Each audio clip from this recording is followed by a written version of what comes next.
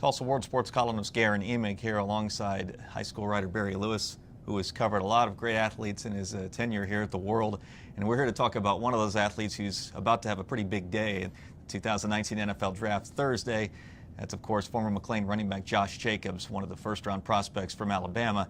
And Barry, it's a nice time to go back and recall a story of Jacobs, a player of Jacobs' caliber, but a story as dramatic as his. It's been quite a ride, and I know you've been a little bit of a part of that.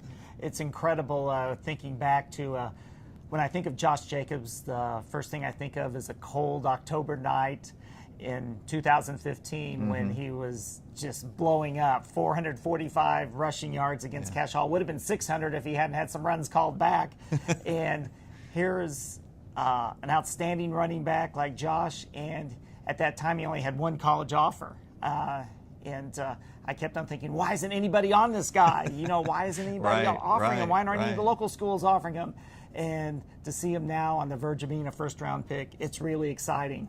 Well, there was that initial offer, and as often is the case, one offer sort of becomes a domino effect, and others follow.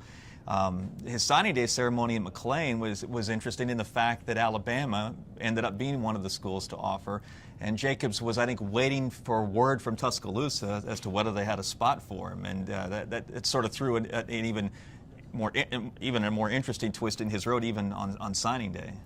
Yes, it was quite a dramatic signing day. We actually had two signing ceremonies that day, and I guess if there's ever a player who's worth having two signing ceremonies in one day, it's Josh Jacobs. Yeah. Because he had the one at McLain where he made the dramatic announcement. Right. Then he also came over to the Education Service Center for Tulsa Public Schools signing ceremony. That's right. About 2 hours later, so it was quite a celebration day for Josh, and it's just amazing the road he's come because, as you said, none of the local schools were offering him until right before the signing day when OU jumped in there. OU, Missouri, and then, of course, Alabama, which is where he went. And then we sort of paid attention to Jacobs at Alabama. It had a couple of pretty good years, and then lo and behold, his junior season comes around, and they're playing Oklahoma in the national semifinal at the Orange Bowl, and all of a sudden we sort of latch back onto his story, and we get to talk to him really for the first time since he left Tulsa and McLain about the decision-making process, about whether he felt snubbed a little bit by OU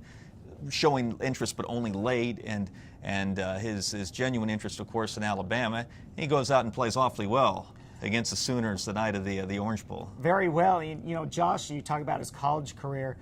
That I think one of the things that's going to make him very attractive in the NFL and enable him to have a long career, besides his inner drive, his just determination, is that he hasn't had a ton of carries in college. That's right. And he didn't really have a ton of carries in high schools either. Right. Because he was gaining 15 yards every carry in high school. But so he's got a lot of gas in the tank. And I think he's someone who could be an All-Pro someday. Yeah, could be a first-rounder. Now, here's the deal. Peter King, noted pro football writer.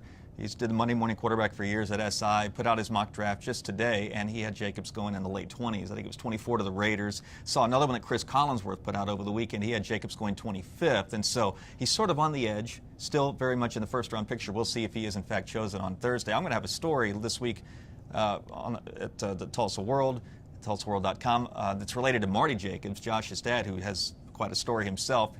We had a chance to sit down with O'Brien Park last week and talk for quite a while about that. And I know you and I both will be chronicling as well, all of us at the Tulsa World, Jacobs' future exploits, whoever picks him and wherever he goes in the NFL draft. It has been a neat story, and it's about to get even neater. So, Barry, I appreciate the insight. All right, thanks, Garen. This is Garen Emig. Thanks for watching Tulsa World TV.